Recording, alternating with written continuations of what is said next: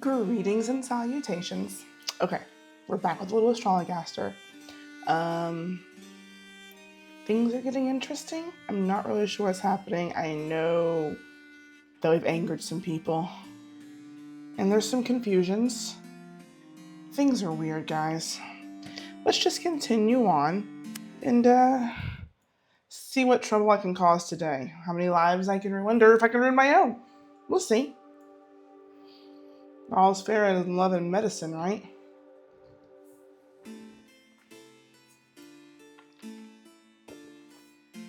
Oh, yes. Mary Payne, the court did wish to know whether, yep, the people need to protect themselves. That's what that's where we were. Sir, I must congratulate you on the sterling counsel you gave me in relation to my horrid cousin Barbara, whom my parents did wish me to marry. As you did predict, the wretched little fiend did at length contrive a method for ending our engagement. She has run up with the Earl of Shrewsbury, your relieved querent, Lancelot Moore, Esquire. Did we get a letter of recommendation already? I think we only met with him the once. And though I gave the advice that was taken, it wasn't verbalized the way that I intended for it to be, so I am pleased. Lady, take care, for say, did you hear what the Countess says about peas? They call up your humors and cause cancer tumors, so doubtless they're causing your garden's disease. This man again. Our dear friend, the hypochondriac. Good morrow, Mr. Mugg. Back again so soon. And yet your red spots do seem to have faded. Aye, those spots were naught but the work of fleas. My wife did beat the rugs and banish the dogs from the house. She'll be beating and banishing me next if she has her way. Well, I am glad to hear you are faring better. What brings you this day? I have a humoral imbalance and need treating for it. A humoral imbalance, you say?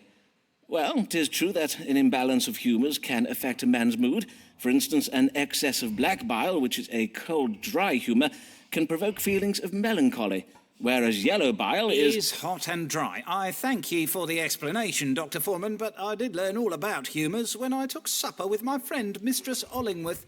She has a humoral imbalance and takes medicine for it. Hence, I am come this day for medicine to treat my own imbalance.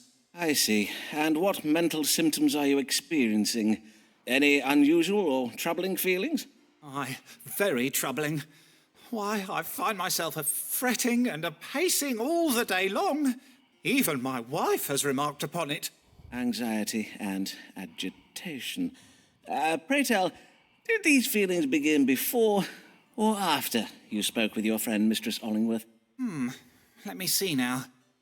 After methinks. Yeah. Aye, after. Why? Does that matter?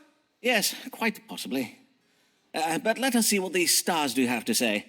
What humoral imbalance does ail my querent, Nicholas Mugg? He's an idiot.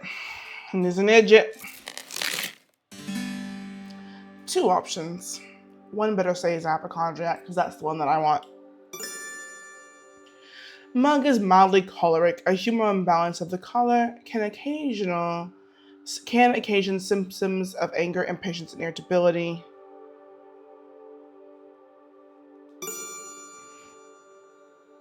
Mugg is suffering from constipation and a related psychological condition. I guess we're going to choose this one. Still hypochondria. Have you a diagnosis yet? This day I am to dine with Mistress Ollingworth, and I wish to tell her all about it. Aye, 'tis done. You have a choleric temperament, brought on by a minor imbalance of yellow bile. It does often induce feelings of irritability and impatience in the sufferer, and in severe cases, it can provoke outbursts of anger. I see. How very interesting. We must counter the excess of this hot, dry humour with wet and cooling elements.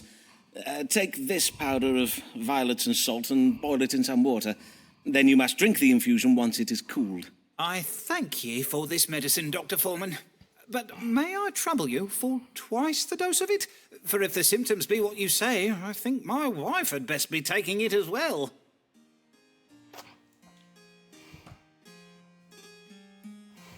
He is the imbalance. He is the problem. Why is my cord so far down here? Guys, I have this long mouse cord, and it's all falling behind my stuff, so that I have very little mouse to move. The Quarren did present with symptoms of a troubled mind. I did diagnose a choleric temperament and prescribed a cooling infusion of violets and salt. Methinks the Quarren most pleased with me for the reading I gave today. We're almost done. Mayhaps I secret the cure into my wife's ale. I do not think she would take kindly to learning she has an imbalance. Hear ye, hear ye! Spanish Armada sunk by English storm! Hear ye!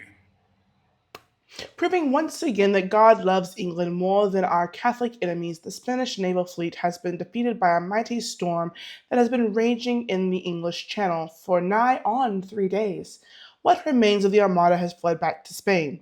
Beachcombers are advised to wait for the storm to abate before looting corpses that have washed ashore. Here comes a son of noble birth. Know you how much his father is worth? For such a boy advantage is bought, entitled to much, deserving of naught. He's come back again. Oh, sirrah, I have dire need of your counsel. Pray calm yourself, sir, and tell me of this urgent affair. Oh, verily, 'tis most urgent. A fair maiden has my heart, a maid with hair of shining gold and eyes so blue the finest sapphires grow pale with envy. But she is a most pious and demure in nature, and has many other suitors. How might I win her favour? Golden hair? But in our last consultation, let me see here in my notes. Yes, you told me your heart belonged to a maid with hair of onyx black that doth make the finest ebony go grey with envy. You mean my cousin Marion?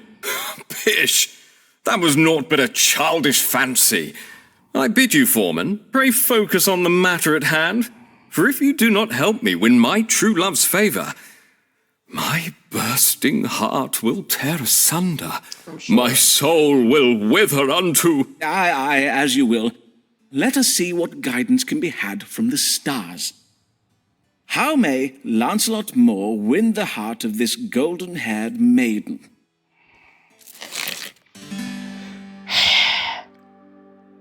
Alright. A sudden religious conversion conversion is strongly advised. This suggests an unpredictable event by which some person or idea is reversed. This tells of a transformation wherein something is reversed. Moore's hopes will be realized, but he must be self-disciplined and patient. This advises patience and self-discipline. The maiden's secret nature is hidden beneath a veil of false religious fervor. This represents the maiden. This indicates false piety or piety. It would appear that Moore has a brutish nature. This indicates violence and aggression. Moore may win the lady's hand in marriage with jewelry and fine things. This planet suggests jewelry and fine things.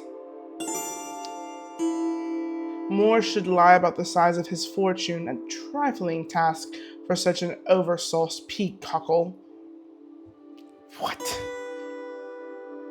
The maid's father has a deceitful business partner. This represents a mature man. The maiden's father suggests a liar who has turned a turncoat. What? None of these make any sense. Alright.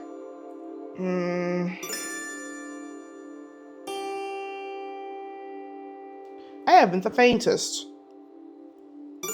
What say ye? Interesting take. I see. That helps me none. Okay.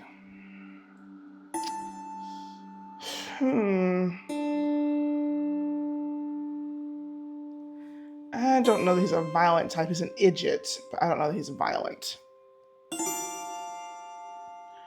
I'm choosing this one. It would seem the lady is a modest and pious maid, for the stars urge you to exercise patience and restraint. Although your rivals be fierce, your sword must remain in its sheath, if you take my meaning. Huh? Keep my sword sheathed? Oh, you think I do verily use my sword to fight with? Oh, ye gods, no. The sword I wear is purely ornamental. If you paid more attention to the current fashion, you would know that, Foreman. But that is not what I... Oh, never mind.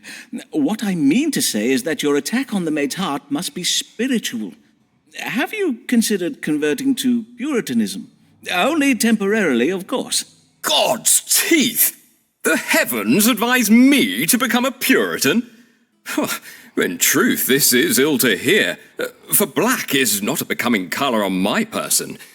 Still, the stars do speak truth about my love, for she does oft prattle on about sin and hellfire.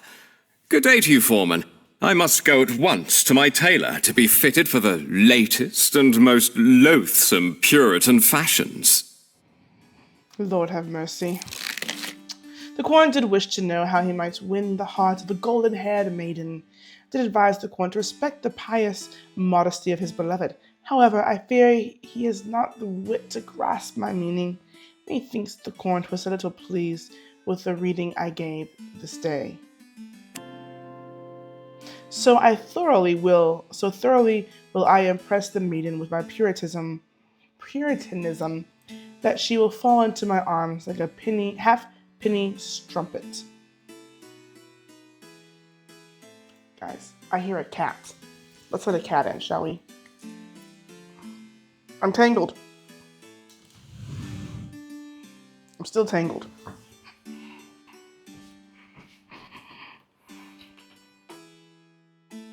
You've brought me a present! Guys, Harley's brought for me a gift! Hi, baby. You may come in. Yes, yes. Verily I say, you may enter. Okay. Now the cat.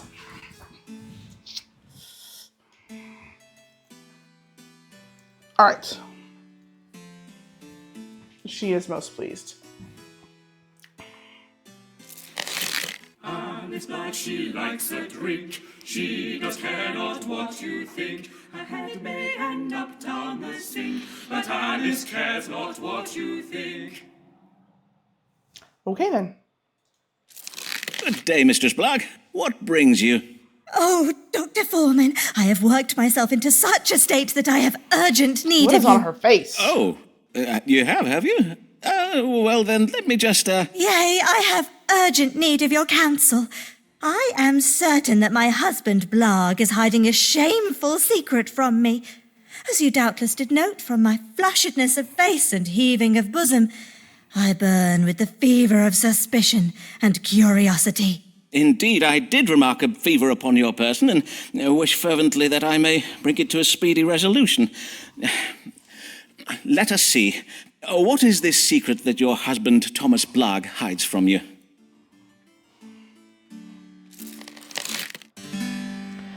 Alright.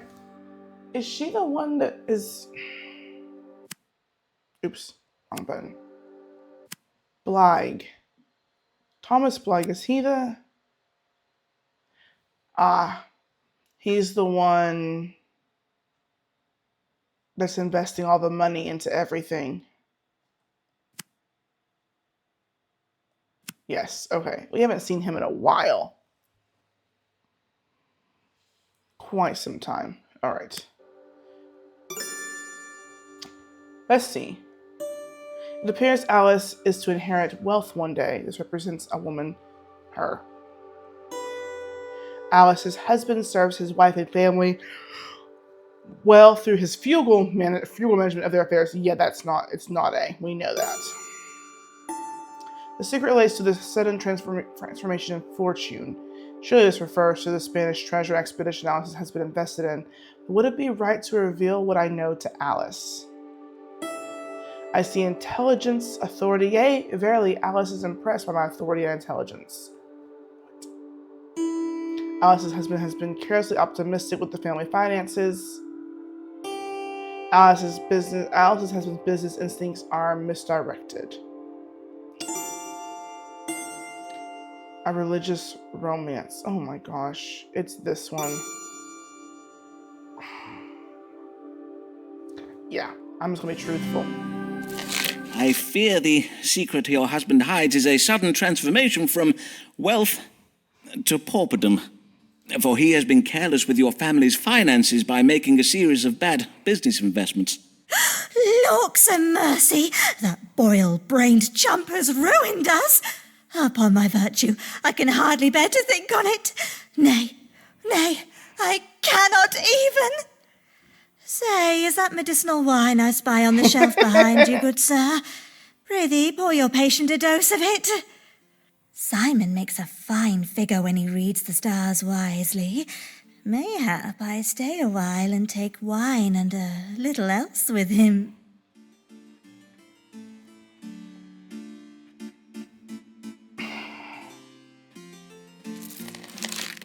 The Corn did wish to know the secret she thinks her husband Thomas Bligh is hiding. I did reveal that the Corn's husband has mismanaged the family fortune. Methink the Corn was a little pleased with me for the reading I gave this day. Quidus post constellatio. Why? Why do my choices? You know, I think the camera being over here is not good for this. And I've done it so many times, and I'm sorry. I'm so sorry. Anyway, why?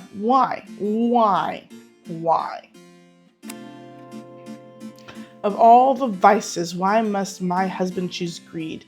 A drunken fornicator gives a wife far less trouble than a gambler. Alas, for little such sorrow she has borne, since she was made a she has much. Oh Lord.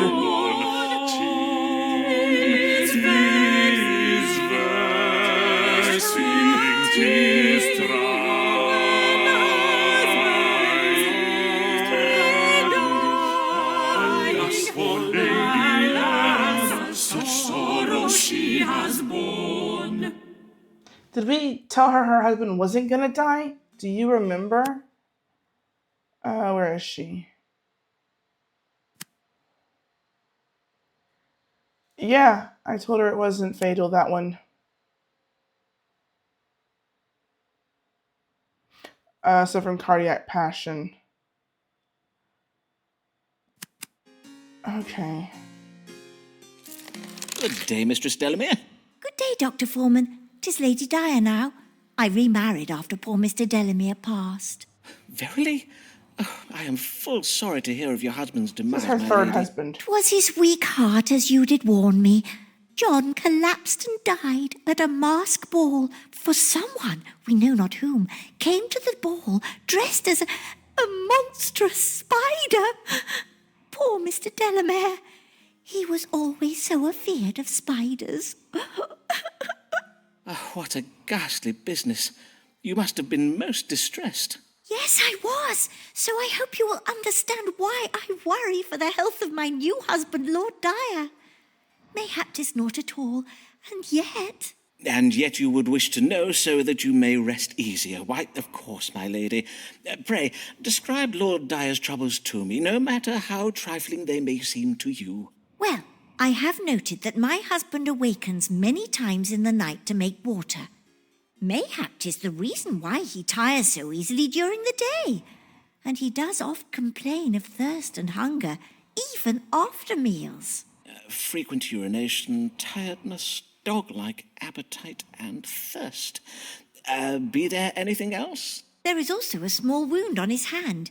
It does not appear grave, yet it has not healed, even though it be some weeks since he cut himself. A wound that will not heal. Well, this is gonna die too. Then let us see what the stars have to say. Lord have mercy. Be there any grave illness troubling Mr. John Delamere? Methinks you mean Lord Henry Dyer, Dr. Foreman. I beseech your pardon, my lady. What illness troubles Lord Henry Dyer?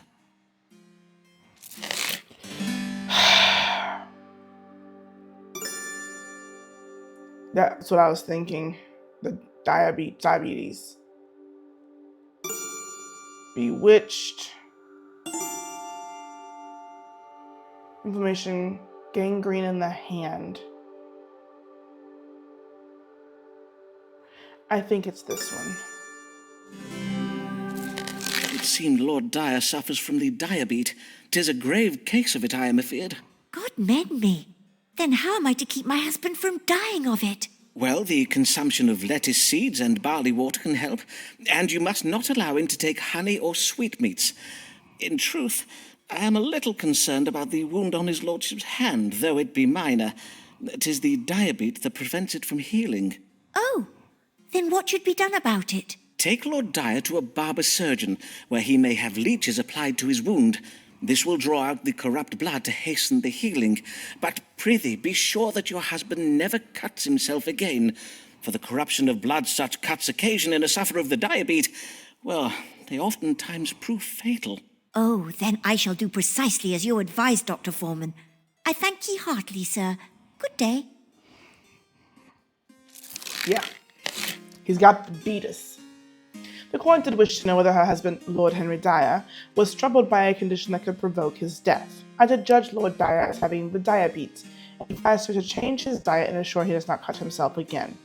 Methinks the court was pleased with me for the reading I gave this day.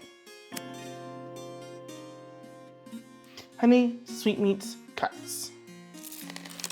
Here comes Avis Allen, she must have fallen still.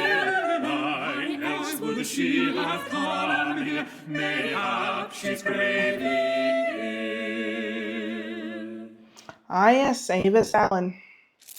Good day, Mistress Allen. I hear a child was lately born to you. I trust he is well? Yes, indeed. God has favoured us Oh, with a good. healthy boy. He is a true blessing to Mr. Allen and me. And we pray he remains so. That is, that this child remains in good health. And as I do ail of something, normally I would not have come, but methinks 'tis best I am treated, for the sake of Marmaduke, lest he take ill from me. I see. Then pray describe your troubles to me, Mistress Allen. Well, in truth, 'tis but a cough, but indeed at first I thought 'twas naught but a chilly cold, but 'tis many weeks now, and it lingers still. Forsooth, I am afeard it does grow worse. Many weeks, you say? Aye, that is most concerning. Let us see what the stars have to say. What ails Mistress Avis Allen, and how may she be cured? I'm so glad she had her baby. She was trying forever, and she lost so many. Lingering cough. Mattering of the breast. That makes no sense.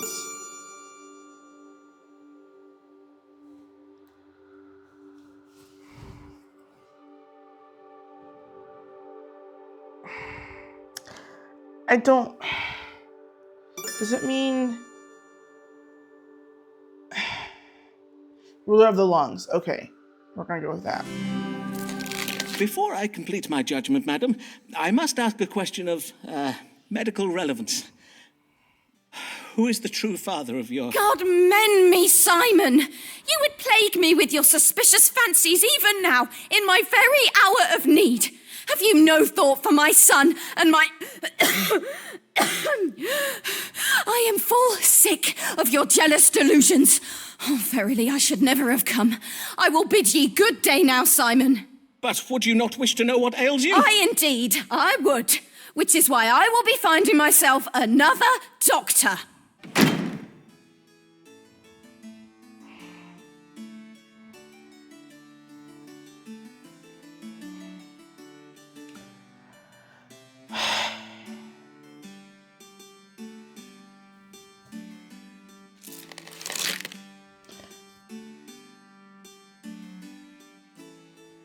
The Court presented with a severe cough.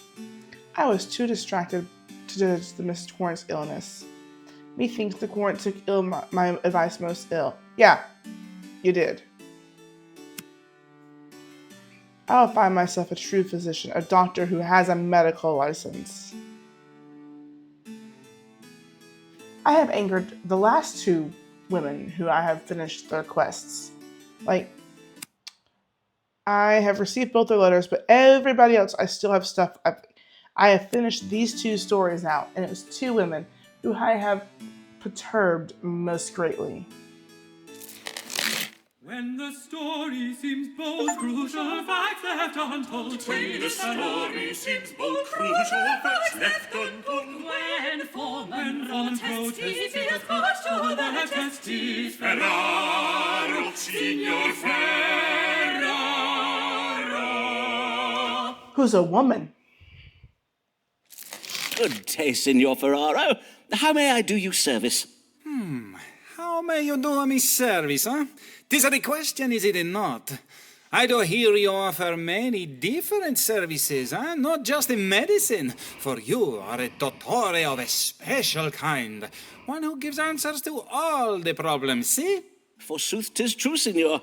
In my practice, I endeavor to treat the whole man. Mind, body, soul, the location of his missing household items. All are connected at a holistic level. I take it this time you are come about a problem that does not pertain to a bodily complaint? See, this is my mama. She does worry night and day.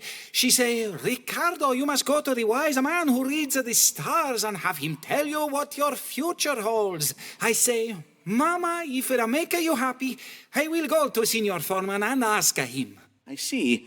And is there any particular reason for your mother to be thus concerned? Be you faced with some kind of imminent danger? A particular reason, you say? Nay, signor, she needs no reason to worry. Mia madre is an Italian mama. Ah, yes, of course. You see now, huh? She is not like these London mamas who make the children live in a cupboard with the dog. Well, then, mayhap the stars might offer your devoted mother some comfort. What does the future hold for Riccardo Ferraro and his mother?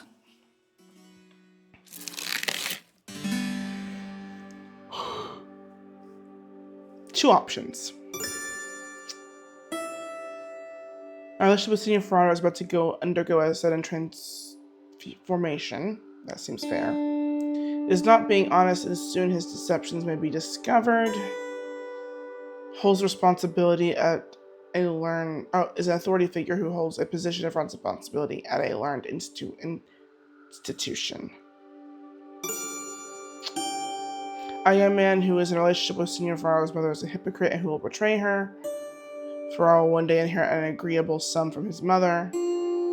Is frugal. This includes Signor Ferraro, who has carefully managed her personal fortune.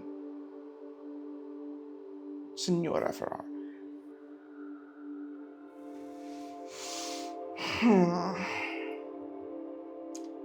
This is a tough choice. I'm not really sure. Because I know I'm going with this one. Because I know 'tis drama that forsooth. Because I know that he's lying. It's really a woman. I am afeard these stars reveal information of a most disturbing nature. Verily? Aye. His mustache almost When fell. you first came to me, you did tell me that you worked in trade. And yet my chart very plainly indicates that you are an authority figure, connected with a learned institution over which you hold a position of responsibility. Indeed, it would seem that you are not who you say you are. Do you deny it, Signor? Oh, sirrah, you would accuse me of calling myself something I am not? Look at you, sirrah, a charlatan who would call himself a doctor. You are naught but a pretender. Fie, sir. Accent. It is you who are the pretender. For 'tis clear you are not the merchant of Venice you pretend to be. Who are you? What is your true name, sir? You will know it in time, sirrah, for we shall meet again. I bid you good day, Dr. Foreman.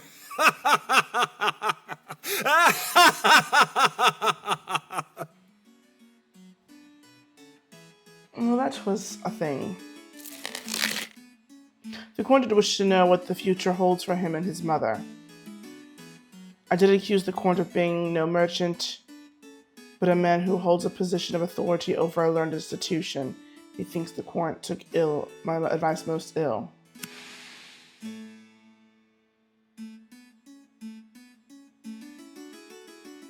So I didn't get a letter from him.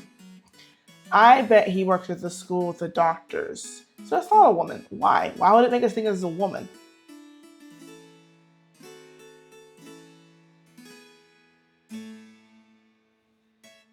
Yeah.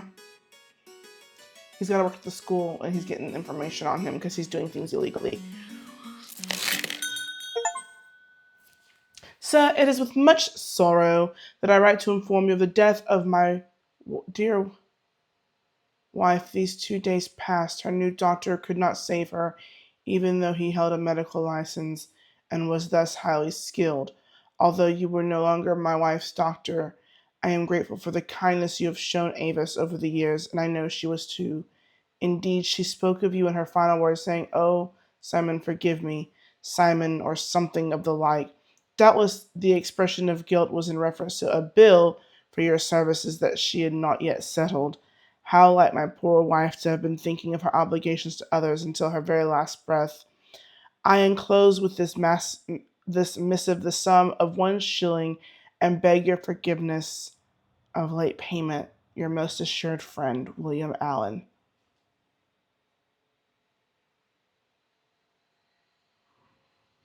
Wow, that's just sad. Weep not for wipe away thy tears, for you and Davis shared good years. Waste no hours on sorrow and shame. 'Tis time to find someone to blame. Wow. But why did you not let me save you, Avis? Why did you entrust your precious life to another doctor? An ignorant impostor who knows not how to read the stars to judge an illness. Oh, my beloved Avis. Why did you die before I had the chance to?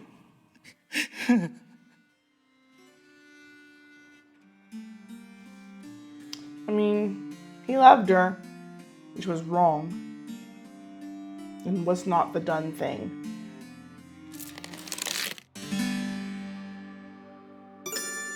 Who's to blame for the death? God has punished me for not having been a more pleasant romantic partner for Avis. I caused this tragedy by being aggressive and careless in my behavior towards Avis. Lies and rumors circulate about Avis concerning her Catholic faith, and mayhap even our affairs provoked anxious passions that exasperated her illness. Avis lavished such attention and care for her child that she neglected her own health. Avis' surprising decision to see a new doctor led to her death. Avis' death was the fault of the licensed doctor with a medical degree.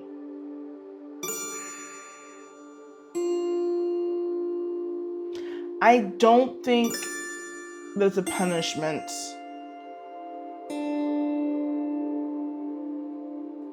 So I shan't choose that. This one is what's concerning. This is like the most likely. This is why I look to choose this one, because she was so enthralled with her child and having said child that she neglected herself. So this is why I'm picking this one. It's nothing to do with this piece here. This does not concern me. It's that piece. See, perchance even I might not have had the power to save her. Avis was so fragile, and yet so strong was her will to be a mother.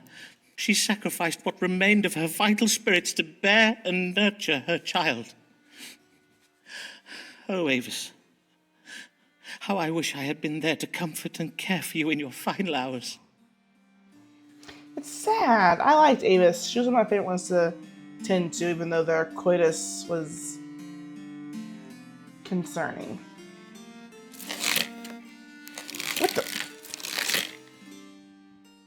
I did wish to know who to blame for the death of my beloved Avis. I judge that Avis was to blame for her own death as she spent what remained of her vital spirits in service of her child. Oh, Avis, if I summon my spirit guides to aid me, would you consent to speak to me from beyond the grave? When you are shook by Nope. We are going to cut it there. Okay. God love it. That was a roller coaster of things. A lot just happened. Like, a lot just happened. We have a spy. We have Ava's death. It's been a lot. So we're going to call it here and move on with our lives. So yeah, until next time, I bid thee adieu and I say to thee, toodles.